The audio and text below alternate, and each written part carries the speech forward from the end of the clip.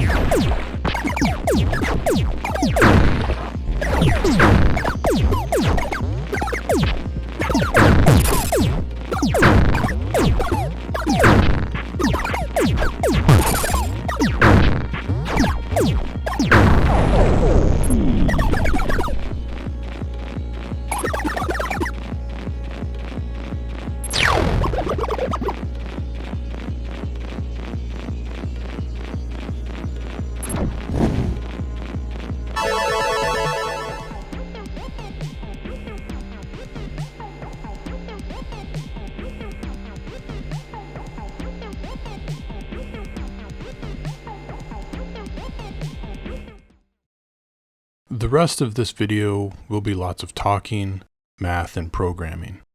I've been working on the testing systems for Lazr. Let's first start with a brief overview of how the testing system was previously designed. In earlier versions of Lazr, testing was accomplished by playing back a recording of inputs. I would play the game while recording the controller, and then I would save all of those inputs to a file. Then I would load that input recording file at the title screen and play it back.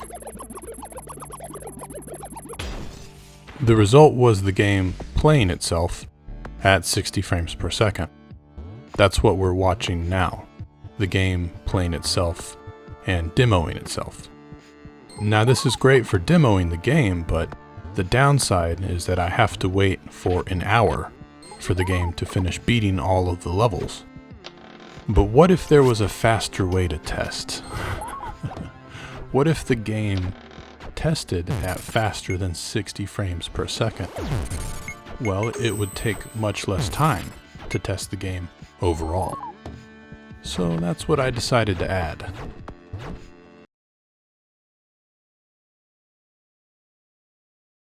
Now I'm going to set the game into a fast testing mode, which updates and draws each frame as fast as possible without being limited to 60 frames per second.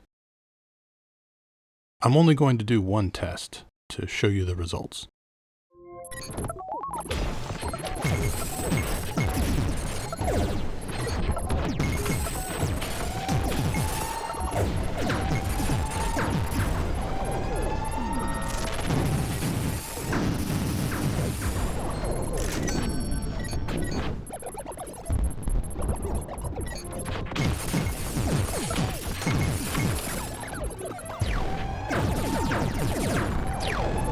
So now I've gotten the total testing time down to around 30 seconds. Let's look at the testing log file and see the exact time. That test took around 28 seconds and tested 16 levels and 2 boss fights. So testing this way is much, much faster. Now I'm going to set up a test that only plays the first level 10 times. This is an easy way to test a small section of the game over and over again with the same inputs.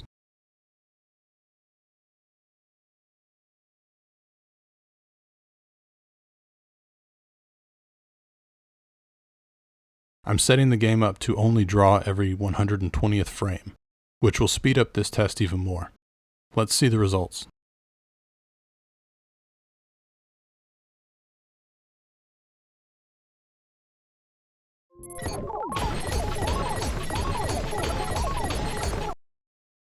Alright, that was fun. Let's look at the log file and inspect the data. All 10 tests passed, and that took about 4 seconds.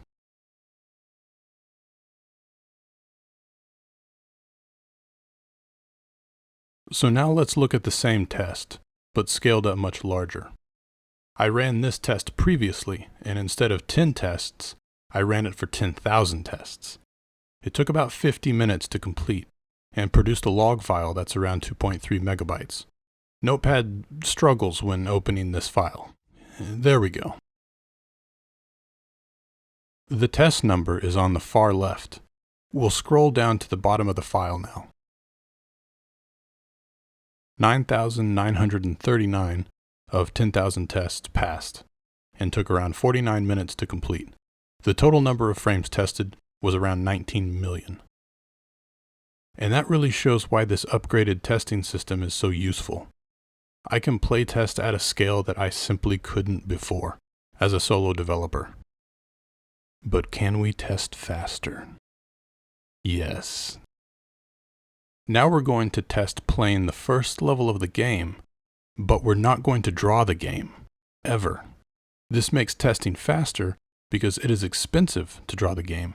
Usually that is the most expensive part of the game loop. So in this test, we're going to play the first level 100 times without drawing the game. We will be playing sound effects, so be prepared for that. Alright, here we go.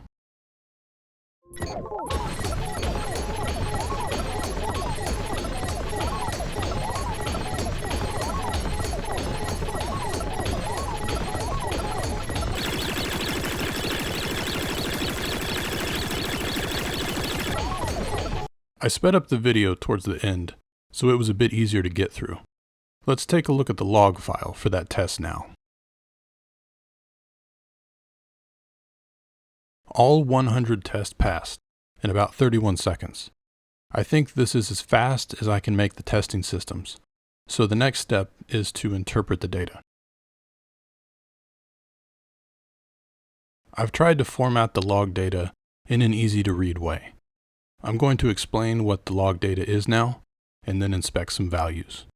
From left to right, the columns are the test number, if the test passed or failed, the last level that was loaded, that test's time, playback and frame counters, and then some detailed information about the hero, which we'll talk about a little bit later. This is the hero's position at the end of the run. These values should be the same vertically, but they aren't. There are slight deviations. That means that for the same inputs, the hero winds up in slightly different positions at the end of the run. There are various patterns here in the data, but they aren't terribly useful right now. Now let's take a look at what I'm calling the hero's position sum. Let me explain what this term means first. Imagine a ball that can only move horizontally on the x-axis. Each frame, we're going to increase that ball's x position by 1. At the end of 3 frames, the ball has a x position of 3. If we count each frame's change in position, that total sums to 3 as well.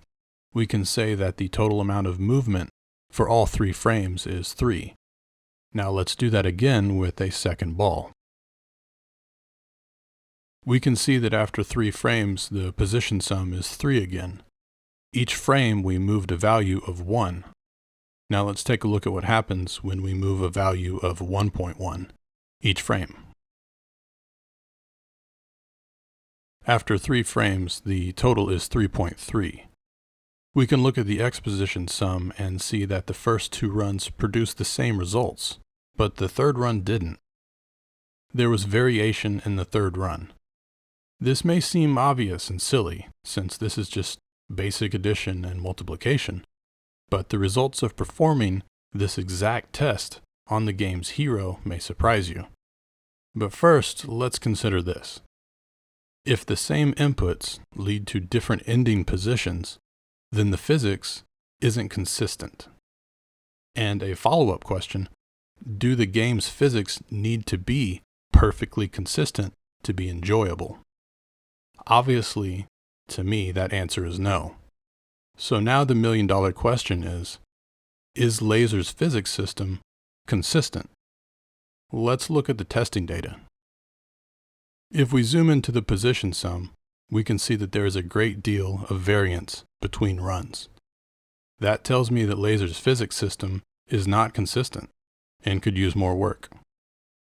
If we look at the velocity sums, we see those aren't consistent either, which back up the position sum data. Then if we look at the acceleration sum data, we see that this data is mostly consistent, which tells me the acceleration parts of the physics system are working great. There's some variation, but I'm pretty sure that's a bug with the playback system. I will be using this upgraded testing system to further improve the physics and test the game. I've only had this new testing system working for a few days now, so I'm excited to see what it will become in the future. Already it has showed me that there are some issues in the game that I need to address, which leads me into this announcement. I'm delaying the beta. There are 4 primary reasons for me doing this. There just isn't enough content yet. The beta needs more testing using the new testing systems. The art is still very rough in many places, and I want to polish that up. Overall, the beta just isn't ready yet. So it doesn't accurately reflect the game, and I really don't want to give players the wrong first impression. So what's missing? Well, I'd like to add 2 more missions and bosses, along with the realtor and player homes, the morality system, and I'd like to expand the holographic ads and improve the art overall. At that point, I think the beta will be ready, probably around May 2021.